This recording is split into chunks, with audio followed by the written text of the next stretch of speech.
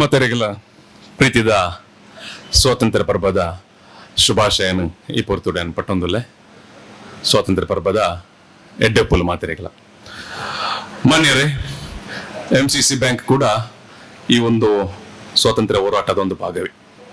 112 ವರ್ಷಗಳ ಈ ಒಂದು ಇತಿಹಾಸ ಇರುವಂತ ಬ್ಯಾಂಕಿನ ನೆಲದಲ್ಲಿ ನಿಂತು ಮಾತನಾಡುವುದು ಅದು ಅತೀವವಾದ ಗೌರವದ ವಿಚಾರ ಕೂಡ.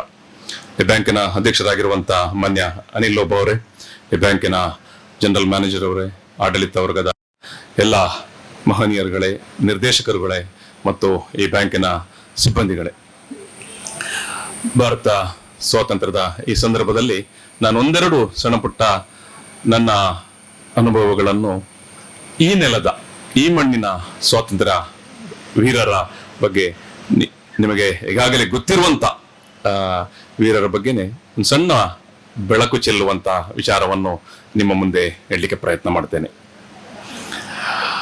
ನಾನು ಕೂಡ ಕಾಲೇಜ್ ಇದೇ ರಸ್ತೆಯಿಂದ ಹೋಗ್ತಾ ಇದ್ದೆ, ಮಂಗಳೂರಿನ ಎಲೋಸಿಯಸ್ ಕಾಲೇಜಿಗೆ. ಇದೇ ರಸ್ತೆಯಾಗಿ ನಡ್ಕೊಂಡು ಹೋಗ್ತಾ ಇದ್ದಂಥದ್ದು. ನಾನು ಅನೇಕ ವಿಚಾರಗಳನ್ನು ನನ್ನ ಉಪನ್ಯಾಸಕರುಗಳಿಂದ ಅಥವಾ ಓದಿನ ಮೂಲಕ ತಿಳಿತಾ ಹೋದಾಗೆ, ಒಂದು ಬಾರಿ ನಿರಂಜನ ಅವರ ಚಿರಸ್ಮರಣೆಯನ್ನು ಓದ್ತಾ ಹೋದಾಗ ಅಲ್ಲಿ ಒಂದು ಘಟನೆ ಬರ್ತದೆ. ಕೈಯೂರಿನ ರೈತ ಬಂಡಾಯದ, ಅಂದರೆ ಬ್ರಿಟಿಷರ ವಿರುದ್ಧ ನಿಂತು ಹೋರಾಡಿದ ರೈತ ಬಂಡಾಯದ ನಾಯಕರುಗಳನ್ನು ವಿಚಾರಣೆಗಾಗಿ ಇದೇ ರಸ್ತೆಯ ಮೂಲಕ ಆವತ್ತಿನ ಕೋರ್ಟ್ಗೆ ಕರ್ಕೊಂಡು ಹೋಗ್ತಾರೆ. ಅಪ್ಪು, ಚಿರಕೊಂಡ, ಅಬೂಬಕ್ಕರ್ ಇಂಥವರನ್ನು. ಕೊನೆಗೆ ಬ್ರಿಟಿಷ್ ಪ್ರಭುತ್ವ ಆವತ್ತಿನ ಕಾಲದಲ್ಲಿ ಅವರಿಗೆ ಮರಣದಂಡನೆಯನ್ನು ಕೊಟ್ಟಿರುತ್ತದೆ. ನಾವು ನಿಂತಿರುವಂತ ಈ ಬಾವುಟಗುಡ್ಡೆ ಅಥವಾ ಬಾವುಟಗುಡ್ಡೆಯ ಈ ಒಂದು ತಪ್ಪಲು ಬರೀ ದೊಡ್ಡ ಐತಿಹಾಸಿಕ ಸಾಕ್ಷಿಯಾಗಿರುವಂತ ಒಂದು ಪರಿಸರ. ಅಂತ ಪರಿಸರದಲ್ಲೇ ಈ MCC ಬ್ಯಾಂಕ್ ಹುಟ್ಟಿಕೊಂಡಿರುವಂತದ್ದು. ನಾವು ಬಾವುಟಗುಡ್ಡೆಯನ್ನು ಬಾವುಟ ಹಾರಿಸಿದ ಅದು ಗುಡ್ಡೆ ಅಂತ ನಾವು ನೆನಪು ಮಾಡಿಕೊಳ್ಳುತ್ತೇವೆ. 1837ರಲ್ಲಿ ನಾವು ಸಾಮಾನ್ಯವಾಗಿ 1857ರ ಮೊದಲ ಸ್ವಾತಂತ್ರ್ಯ ಸಂಗ್ರಾಮ ಅಂತ ನಾವೆಲ್ಲ ಓದಿಕೊಂಡು ಬಂದದ್ದು, ತಿಳ್ಕೊಂಡು ಬಂದದ್ದು ಅಥವಾ ಉಲ್ಲೇಖ ಆಗಿರುವಂಥದ್ದು. 1857 ಅದು ಫಸ್ಟ್ ಇಂಡಿಪೆಂಡೆನ್ಸ್ ವಾರ್ ಅಂತ, ಬ್ರಿಟಿಷರದನ್ನು ಸಿಪಾಯಿ ದಂಗೆ ಅಂತ ಕರೆದಿದ್ದರು. ಬಟ್ ನಮ್ಮವರು ಅದು ನಮ್ಮ ಸ್ವಾತಂತ್ರ್ಯಕ್ಕಾಗಿ ನಡೆದ ಯುದ್ಧ ಅಂತಲೇ ಅದನ್ನು ಕರೆದಿದ್ದರು. ಅದು ಮತ್ತೆ ಇವತ್ತಿಗೆ ಇತಿಹಾಸ ಕೊಡೋದನ್ನು ಅದೇ ರೀತಿ ದಾಖಲೆ ಮಾಡಿದೆ. ಬಟ್ ಅದಕ್ಕಿಂತಲೂ 20 ವರ್ಷಗಳ ಪೂರ್ವದಲ್ಲಿ 1837ರಲ್ಲಿ ನಮ್ಮ ಜನರು ಬ್ರಿಟಿಷರ ವಿರುದ್ಧ ನಿಂತಿದ್ದರು. ಅದು ಕೆನರಾ ರೈತ ಬಂಡಾಯ ಅಂತ ಅಥವಾ ಕೆನರಾ ಕೊಡಗು ರೈತ ಬಂಡಾಯ ಅಂತಲೇ ಪ್ರಸಿದ್ಧಿಯಾಗಿರುವಂಥದ್ದು. ಆವತ್ತಿನ ಕಾಲದ ಕೊಡಗಿನಿಂದ ಹಿಡಿದು ಈ ಮಂಗಳೂರಿನ ತನಕ ರೈತರು ಮತ್ತು ನಾಗರಿಕರು ತಂಡೋಪತಂಡವಾಗಿ ಬಂದು ಇಲ್ಲಿ ಬಾವುಟಗುಡ್ಡೆಯಲ್ಲಿ ಸೇರ್ತಾರೆ. ಅವರು ಒಂದು ತಂಡ ಅದು ಕೊಡಗಿನಿಂದ ಇಳಿದು ಅಮರ ಸುಳ್ಯ, ಪುತ್ತೂರು, ಬಂಟ್ವಾಳವಾಗಿ ಬಂದರೆ ಇನ್ನೊಂದಷ್ಟು ಜನ ಅದು ಕಾಸರಗೋಡು, ಕುಂಬಳೆ, ಮಂಜೇಶ್ವರ ಮೂಲಕವಾಗಿ ಮಂಗಳೂರಿಗೆ ಬಂದು ಸೇರ್ತಾರೆ. ಮಂಗಳೂರಿಗೆ ಅವತ್ತು ಬಂದು ಸೇರುವಾಗ 1837 ಏಪ್ರಿಲ್ 5ರಂದು ಮಂಗಳೂರಿಗೆ, ಆವತ್ತಿನ ಕಾಲದಲ್ಲಿ ನೆನಪಿಟ್ಟುಕೊಳ್ಳಿ, 1837ರಲ್ಲಿ ಮಂಗಳೂರಿಗೆ ಬಂದು ತಲುಪುವಾಗ ಬರೋಬ್ಬರಿ 10,000 ಜನರಿದ್ದರಂತೆ. ರೈತರು, ಕಾರ್ಮಿಕರು, ಮಗುವೀರರು, ಕ್ರೈಸ್ತರು, ಹಿಂದೂಗಳು, ಮುಸ್ಲಿಮರು ಎಲ್ಲರೂ ಬಂದು ಸೇರ್ತಾರೆ. 10,000 ಮಂದಿ. ಇಲ್ಲಿ ಆವತ್ತಿನ ಕಾಲಕ್ಕೆ ಬ್ರಿಟಿಷರಿಗೆ ಅಂದಾಜಿರಲಿಲ್ಲ ಇವರು ಇಷ್ಟು ದೊಡ್ಡ ಸಂಖ್ಯೆಯಲ್ಲಿ ಬಂದು ಸೇರ್ತಾರೆ ಅಂತ. ಅವರಲ್ಲಿದ್ದದ್ದು ಕೇವಲ 150 ಸೈನಿಕರು ಮಾತ್ರ. ತತ್ಕ್ಷಣ ಅವರು ಪಲಾಯನ ಮಾಡ್ತಾರೆ. ಆವತ್ತು ಆ ಸಂದರ್ಭದಲ್ಲಿ ಬಾವುಟಗುಡ್ಡೆಯಲ್ಲಿ ಆಲೇರಿ ವಂಶದ ಆವತ್ತಿನ ಕೊಡಗಿನ ಏನು ರಾಜವಂಶ ಇತ್ತು, ಅವರ ಧ್ವಜವನ್ನು ಹಾರಿಸ್ತಾರೆ. ಸೂರ್ಯನ ಒಂದು ಚಿತ್ರ ಇರುವಂತ ಮತ್ತು ಅದರಲ್ಲಿ V ಅಂತ ಇರುವಂತ ಒಂದು ಚಿಹ್ನೆ, ಸಿಂಬಲ್ ಇರುವಂತ ಒಂದು ಬಾವುಟವನ್ನು ಈ ಬಾವುಟಗುಡ್ಡೆಯಲ್ಲಿ ಹಾರಿಸ್ತಾರೆ. ಆ ನಂತರದ ಬಾವುಟಗುಡ್ಡೆ ಅಂತ ಆಗ್ತದೆ. ಆ ನಂತರದ ನಮ್ಮ ಬೇರೆ ಬೇರೆ ಹೋರಾಟದ ಸಂದರ್ಭಗಳು, ನಮ್ಮ ಟಿಪ್ಪು ಸುಲ್ತಾನ್ ಬ್ರಿಟಿಷರನ್ನು ಓಡಿಸಿದ ಏನು 1834ರ ಗಳಿಗೆ ಇರಬಹುದು, ಆ ಸಂದರ್ಭದ ಟ್ರೀಟಿ ಕೂಡ ನಡೆದಂತಹ ವಿಚಾರ, ಇವೆಲ್ಲ ನಿಮಗೆ ಗೊತ್ತಿರುವಂತದ್ದು. ನಾನು ಯಾಕೆ ಕೆನರಾ ಬಂಡಾಯವನ್ನು, ರೈತ ಬಂಡಾಯವನ್ನು ಉಲ್ಲೇಖಿಸಿದೆ ಅಥವಾ ಕೈಯೂರು ಬಂಡಾಯವನ್ನು ಉಲ್ಲೇಖಿಸಿದೆ ಅಂತ ಹೇಳಿದ್ರೆ, ಇದರೆಲ್ಲ ನಮ್ಗೆ ನಾವು ಏನ್ ಹೇಳ್ತೇವೆ, ಲೋಕಲ್ ಹೀರೋಸ್, ನಮ್ಮ ಊರಿನ ಆವತ್ತಿನ ಸ್ವಾತಂತ್ರ್ಯ ಸೇನಾನಿಗಳು ನಮಗೆ ಕಾಣಲಿಕ್ಕೆ ಸಿಗ್ತಾರೆ. ನಾನು ಉಲ್ಲೇಖ ಮಾಡಿದಾಗ ಅಪ್ಪು ಇರಬಹುದು, ಚಿರಕೊಂಡ ಇರಬಹುದು, ಅಬೂಬಕ್ಕರ್ ಇರಬಹುದು, ಕೈಯೂರಿನ ಬಂಡಾಯದ ನಾಯಕರುಗಳವರು.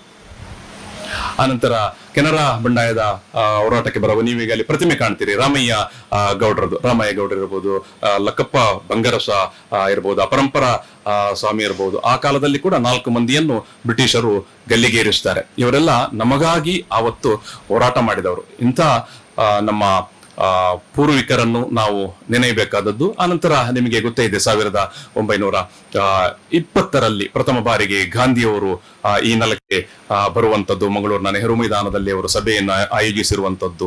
ಅಂದ್ರೆ ಈ ಭಾಗದ ಜನತೆಗೆ ಸ್ವಾತಂತ್ರ್ಯದ ಸ್ಫೂರ್ತಿಯನ್ನು ಅವತ್ತು ಕೊಡುವಂತದ್ದು. ಆನಂತರ ಅವರು 2ನೇ ಬಾರಿಗೆ 1927ರಲ್ಲಿ ಬರುವಂತದ್ದು.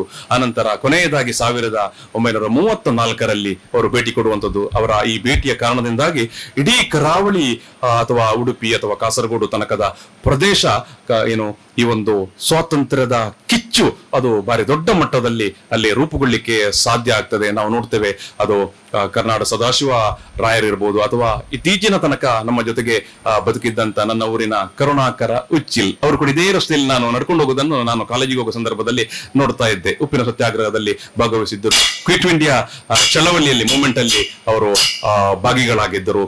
ಸೊ ಈ ರೀತಿಯಾಗಿ ಅನೇಕ ಮಂದಿ ಒಂದು ಪ್ರಾಣತ್ಯಾಗ ಬಲಿದಾನದಿಂದಾಗಿ ನಾವು ಇವತ್ತು ಬಂದು ಇಲ್ಲಿ ನೆಮ್ಮದಿಯ ಬದುಕನ್ನು ಅನುಭವಿಸುವಂತಾಗಿದೆ. ಎಷ್ಟೋ ಮಂದಿಗಳ ಹೆಸರೇ ಅದು ಉಲ್ಲೇಖ ಆಗದೆ ಅವರ ತ್ಯಾಗ, ಅವರ ಬಲಿದಾನ ಕೂಡ ಈ ಸ್ವಾತಂತ್ರ್ಯದ ಹಿಂದೆ ಇದೆ. ಬಂಧುಗಳೇ, ಇವೆಲ್ಲವೂ ನಾವು ಮನನ ಮಾಡಬೇಕಾದ ಸಂದರ್ಭ. ಈ ಗಳಿಗೆಯಲ್ಲಿ, ಈ ಹೊತ್ತಿನಲ್ಲಿ ನಮ್ಮ ಪೂರ್ವಜರ ತ್ಯಾಗವನ್ನು, ಕರ್ನಾಟಕ ಸದಸ್ಯರ ತ್ಯಾಗ ಅಂತ ಹೇಳಿದ್ರೆ, ಅವರು ಹುಟ್ಟುವಾಗಲೇ ನಾವೇನು ಸಿಲ್ವರ್ ಸ್ಪೂನ್ ಅಂತ ಹೇಳ್ತೇವಲ್ಲ, ಬೆಳ್ಳಿ ಚಮಚ ಇಟ್ಟುಕೊಂಡು ತಟ್ಟೆಯಲ್ಲಿ ಊಟ ಮಾಡುವಷ್ಟು ಅಗರ್ಭ ಶ್ರೀಮಂತರಾಗಿದ್ದವರು. ತನ್ನ ಇಡೀ ಬದುಕಿನ ಸರ್ವಸ್ವವನ್ನು ಕೂಡ ಸ್ವಾತಂತ್ರ್ಯ ಹೋರಾಟಕ್ಕಾಗಿ ತ್ಯಾಗ ಮಾಡಿ ಕೊನೆಯ ಗಳಿಗೆಯಲ್ಲಿ ಅವರು ಮುಂಬೈಯಲ್ಲಿ ಒಬ್ಬ ಸರ್ವೇ ಸಾಮಾನ್ಯ ವ್ಯಕ್ತಿಯಾಗಿ ಅವರು ಮರಣ ಆಗ್ತಾರೆ. ಕುದುಮಲ್ ರಂಗರಾಯರಿರ್ಬೋದು, ಅಸ್ಪೃಶ್ಯರನ್ನು ಅವರನ್ನಿಗೆ ಮುಖ್ಯವಾಹಿನಿಗೆ ತಂದಂತ ಒಬ್ಬ ಮಹಾಪುರುಷ.